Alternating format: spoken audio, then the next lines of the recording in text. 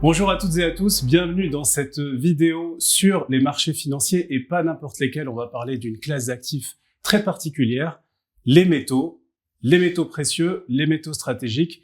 Et pour le faire, on va discuter avec un expert en la matière, en la personne de Benjamin Louvet, qui est le directeur des gestions matières premières chez Ophi Invest AM. Benjamin, bonjour, comment ça va? Bonjour Saïd, très bien et toi? Très très bien. Mieux que les métaux, puisque ça bouge pas mal en ce moment. Alors, l'année dernière, on a eu des performances stratosphériques sur les métaux. Patatras, depuis le début de l'année, même si on a eu un tout début qui était assez sympa, on a eu des corrections. Alors, que se passe-t-il très exactement sur cette classe d'actifs et en particulier sur les métaux précieux? Alors, effectivement, on a eu un début d'année quand même qui était plutôt sympa, faut le mentionner. L'argent était à plus 60% le 30 janvier. On a eu une correction très forte à ce moment-là, mais le marché était toujours en hausse. Et puis, les marchés se sont reconstruits progressivement avant qu'on arrive sur le début de la crise avec l'Iran.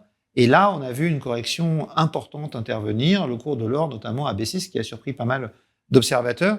Mais je rappelle d'abord que le cours de l'or aujourd'hui, même s'il a baissé, est revenu sur ses niveaux de début d'année.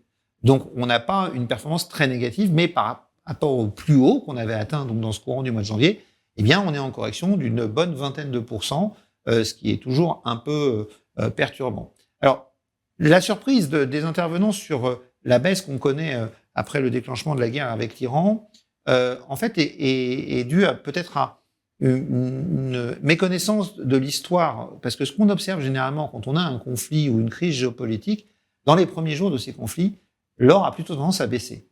Ça peut paraître surprenant, mais en fait, même si l'or est considéré comme une valeur refuge, l'autre atout de l'or, c'est que c'est un actif très liquide. Et donc, historiquement, quand les marchés commencent à corriger, les marchés actions, les marchés obligations, il y a des appels de marge qui sont faits auprès des investisseurs. Et pour payer ces investissements, c'est liquide, c'est les gens vendent leurs lingots et leurs pièces d'or, ou ça se fait sur les marchés, ou de leur papier, effectivement, au travers des ETF, au travers d'un certain nombre de fonds également.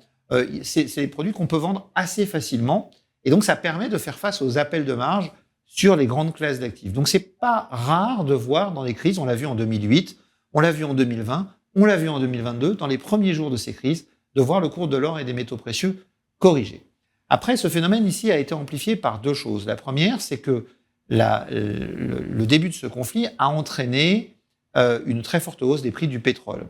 Et ça a entraîné une révision des scénarios, notamment des politiques des banques centrales. Les banques centrales étaient parties pour éventuellement baisser un peu leur taux cette année pour soutenir l'activité économique. Et cette hausse du pétrole fait craindre un risque inflationniste. Or, les banques centrales ont dans leur mandat de limiter le développement de l'inflation. Et donc, les investisseurs ont petit à petit commencé à envisager que non seulement les banques centrales pourraient ne plus baisser les taux, mais pourraient même les monter. Et ça, c'est très mauvais pour l'or, Saïd, parce que l'or et les métaux précieux sont des produits qui n'ont pas de rendement. C'est-à-dire que quand vous détenez un lingot d'or, vous n'avez pas de dividendes, vous n'avez pas de coupons.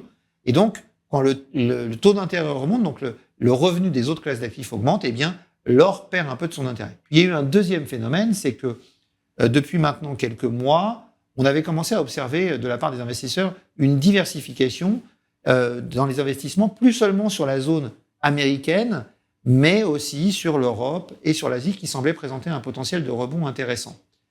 Quand on rentre dans un conflit comme ça, on sait que le marché le plus solide, c'est le marché américain. Et donc, on a eu un rapatriement des actifs américains vers les États-Unis, et ça a entraîné quoi? Une hausse du dollar. Et la hausse du dollar n'est pas bonne pour l'or, n'est pas bonne pour les matières premières en général. Pourquoi? Parce que les matières premières dans le monde sont échangées en dollars, et donc quand le dollar monte, le pouvoir d'achat des autres devises diminue, et donc la demande de métaux précieux a tendance à diminuer.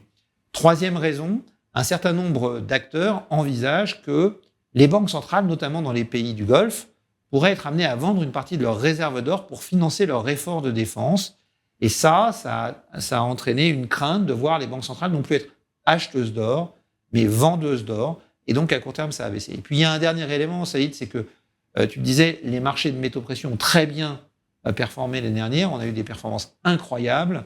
Et donc, ça a été un bon prétexte aussi pour prendre des bénéfices. Donc, tout ça a entraîné une correction qui, je le rappelle, est importante, mais nous ramène sur les niveaux de début d'année. Et donc, pour nous, reste une correction dans un mouvement aussi global qui, pour nous, devrait perdurer. D'accord. Alors justement, on va pas s'équiper tout de suite de la boule de cristal. On va parler du futur juste après. Avant, on doit parler quand même des métaux stratégiques qui ont eu une belle performance aussi l'année dernière, moins stratosphérique que celle des métaux précieux, mais quand même, c'était pas mal. Et on a eu un peu le même début de l'année que sur les métaux précieux, c'était un peu erratique. Alors qu'est-ce qui se passe ? Que s'est-il passé sur les métaux stratégiques ? Alors c'est plus compliqué sur les... Si tu peux nous dire Ouais. nous donner quelques exemples de métaux stratégiques aussi. Sur les métaux stratégiques, c'est un peu plus compliqué parce que le premier élément, quand on a un conflit comme celui qu'on est en train de vivre, c'est que les investisseurs commencent à se dire que ça peut avoir un impact sur la croissance. Et si vous avez moins de croissance, eh bien vous consommez moins de métaux. Vous avez moins d'immobilier, moins d'infrastructures et donc moins de consommation de métaux. Donc ça a plutôt tendance à faire baisser le cours des métaux, comme le cuivre, comme l'aluminium, comme le zinc, comme le nickel. Mais on a eu des cas un peu particuliers ici parce que dans le même temps, il faut savoir que le Golfe Persique est une région où on produit par exemple beaucoup d'aluminium. À peu près 10% de la production mondiale d'aluminium se situe dans le Golfe Persique. Et à cause de la guerre, un certain nombre de producteurs ont annoncé, ça a été le cas notamment au Qatar, qui est un gros producteur, ont annoncé qu'ils étaient obligés d'arrêter leur production. Et puis de toute façon, cette production ne peut plus quitter la zone, puisque le détroit d'Ormuz, pour l'instant, est fermé de facto par les interventions iraniennes.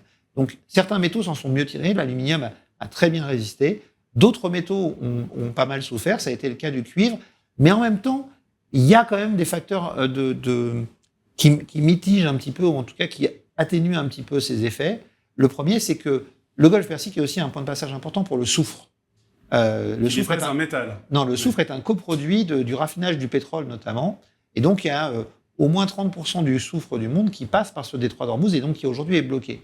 Et le soufre est important pour plein de choses, notamment pour la fabrication d'engrais, mais aussi pour le raffinage d'un certain nombre de métaux. Pour raffiner une partie du cuivre et du nickel mondial, on a besoin d'acide sulfurique et pour ça, il faut du soufre. Et donc là, il y a une crainte de voir la capacité à raffiner suffisamment de métaux pour nos besoins qui est apparue et donc ça a un peu atténué les effets de baisse. Et puis, il y a une dernière chose qui est importante, c'est que, parce que c'est une de nos thèses importantes dans l'évolution à venir des cours des métaux, c'est que à côté de la demande traditionnelle des secteurs industriels qu'on connaît et qui pourraient souffrir d'un ralentissement économique, on a aujourd'hui une part de demande des métaux qui vient de plus en plus de la transition énergétique. Et la transition énergétique est beaucoup moins sensible au cycle économique. Et donc cette demande de métaux, elle devrait se maintenir.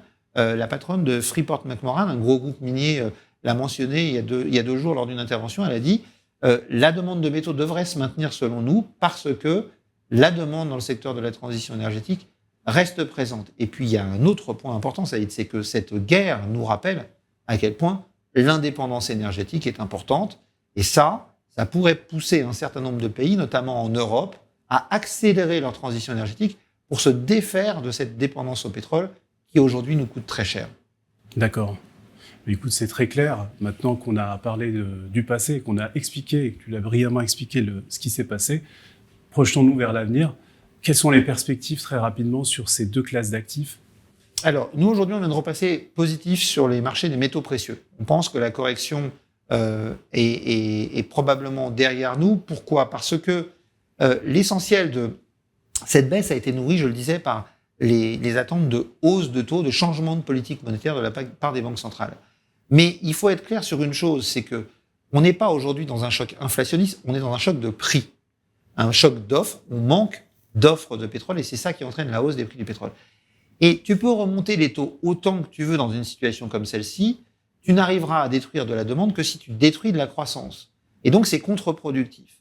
Donc nous, on pense que les attentes de hausse de taux sont pas complètement dénuées de fondement. On pourra avoir des hausses de taux nominaux, de hausse des taux par les banques centrales, mais que ces hausses de taux resteront inférieures aux anticipations de hausse de l'inflation, ce qui veut dire que les taux réels vont rester bas et que donc l'impact sur l'or, enfin sur l'intérêt de l'or, va être très limité, voire ne va même pas être là du tout parce que on ne pourra pas augmenter les taux autant que l'inflation, sous peine d'atteindre la croissance. Donc, on pense que c'est le bon moment de commencer à revenir parce que derrière tout ça, ça est le point majeur qui fait l'intérêt de l'or et des métaux précieux aujourd'hui, c'est le problème de l'endettement mondial. Et cette crise qu'on est en train de vivre, elle est en train d'encore aggraver cette problématique de l'endettement mondial. elle pose également un autre problème, c'est une question de financement des États. Je rappelle que les pays du Golfe sont des gros producteurs de pétrole et recyclent l'argent qu'ils gagnent avec ce pétrole en l'investissant dans les obligations d'autres États, et notamment de l'État américain. Ils vendent moins de pétrole aujourd'hui, donc ils vont avoir moins d'argent à investir, et ça pourrait entraîner moins de demandes sur les bons du Trésor américain, et donc obliger la Banque centrale à intervenir, peut-être en ayant une politique plus accommodante pour revenir à une sorte de quantitative easing. Donc tous ces points-là sont extrêmement positifs sur l'or et sur l'argent. Donc nous, on pense que la baisse est probablement derrière nous et que l'opportunité de cette baisse est quelque chose qui est vraiment intéressant à saisir dans le cadre d'une diversification de portefeuille sur le long terme, parce que les fondamentaux qui ont fait la hausse de l'or sont toujours là, sont là pour durer et vont permettre alors pour nous de retrouver ces plus hauts et même peut-être potentiellement de les dépasser. Donc on a une très belle opportunité. Sur les métaux industriels, c'est différent. Parce que les métaux industriels, effectivement, si on a une crise qui devait durer plus longtemps, on aurait un prix du pétrole qui continuerait à monter et probablement une atteinte à la croissance. Donc on aurait une destruction de demande dans les secteurs traditionnels de l'industrie. Par contre, on pense que la demande dans la transition énergétique, elle va se maintenir, voire se développer avec un certain nombre de pays qui pourraient décider d'accélérer sur cette partie-là. Et ça pourrait permettre aux métaux industriels de ne pas trop baisser, même si on avait un ralentissement économique. Donc, je dirais que sur les métaux industriels, on est plus dans une situation d'attente, de clarification de la situation pour essayer d'estimer combien de temps cette crise va durer. Dès qu'on entreverra la fin de la crise, on pourra se repositionner parce que la tendance de fond, là aussi, est forte. La transition énergétique bat son plein. La Chine continue à accélérer sur ce secteur. Le reste du monde a un besoin d'investissement très fort dans son réseau électrique et dans son indépendance énergétique. Cette crise l'a rappelé. Et donc, les tendances qu'on a observées par le passé et qui ont fait pour nous l'intérêt de ces métaux restent pleines et entières et devraient s'affirmer dès que la situation géopolitique se sera un peu clarifiée. Merci Benjamin. Une petite dernière question. Tu l'as un peu dit, ça reste des classes d'actifs prisées, mais en même temps risquées. Ouais.